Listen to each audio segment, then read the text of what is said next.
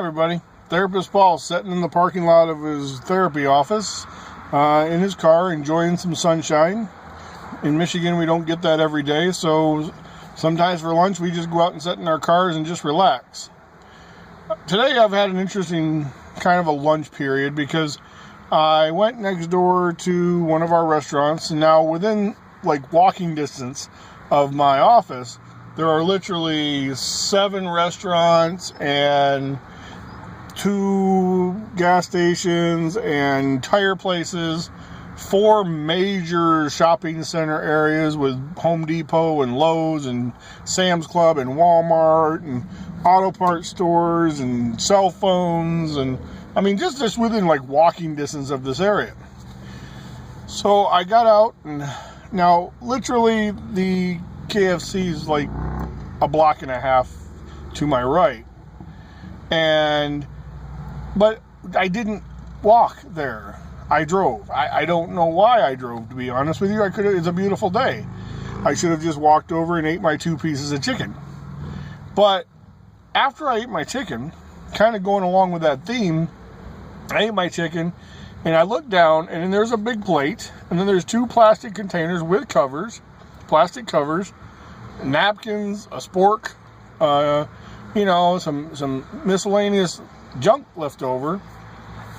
And I thought, that's a huge carbon footprint for lunch. And then I thought, well, I can't really talk because I drove literally a block. Why did I even drive? I could have easily walked. I should have walked. But then I thought about, where I was sitting in the midst of all these different things. And I see the fact that we are surrounded by consumer society. We are completely engulfed in this type of world right now. And so, I'm sitting here watching a group of homeless people tag team a corner at the light where the cars pull up.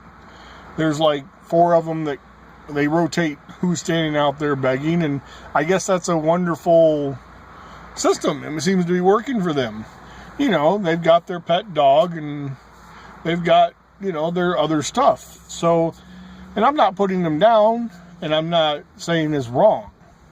But right in the middle of all this massive, huge consumerism, you've got people who's literally living on the street with backpacks, covered with clothing, trying to find a way to survive on the generosity of others. I've seen probably 1 in 30 cars give them money and help them out. And that's a wonderful thing if that's what you want. But looking at this consumeristic society that we live in, and that they're panhandling, supporting their life around Walmart, Sam's Club, tires, therapy offices. It just kind of brought me to a moment of reality, a moment of clarity, a moment of thought anyways. How do we in America compare to the rest of the world? I've never been out of our country. I've never had that opportunity to go into other third world countries and see how they actually live. Do they have these type of situations? Are they allowed? I don't know. But I know I have many friends who've been on missionary trips. They come back and tell me stories of cities of cardboard boxes and children crawling through dumps. And, all these things that's how their culture is right now. I've lived in the big cities. I've seen cardboard and tent communities, homeless people also. I've went and served them, taken them food, blankets, etc. And now I know that statistics say 80% of them have a major mental health illness. 20% of them, some are by choice, some are by down on their luck, some are just by life. I don't know how it all works. But I can tell you this. Today when I got done eating my chicken and looking at the carbon footprint that one guy created for one meal, I felt kind of guilty. And I did feel guilty even more when I thought about the fact that I drove literally a block. I'm glad that, people are being generous to these homeless people, helping them out, giving them food, giving them, different things, giving them money, stuff of that nature. I just wonder, is America anything like the rest of the country? The rest of the world. because it just seems like we are a consumer power society. We just like to bury our problems under the dirt and forget they exist. Sooner or later, we're going to run out of dirt. Sooner or later, we're going to run out of fossil fuels. Sooner or later, there's going to be more and more people like these folks over here looking to generosity of other people.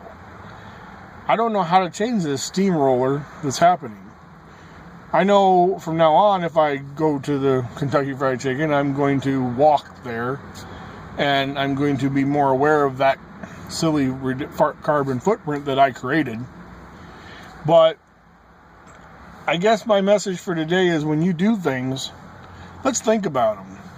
Before we automatically jump in our car, before we automatically get this pile of garbage that we're going to just throw away, let's see if there's a way to simplify it. Let's see if there's a way to bring those carbon footprints down. I'm definitely not an eco guy that's really focused on everything in life about the ecology. But I am a person that believes we got to take care of it, or our kids are going to suffer. So that's my random thought for this week. I hope you take time to think about your life and what you can trim down. So for Therapist Paul and future Walking to Lunch Paul, we'll talk to you later.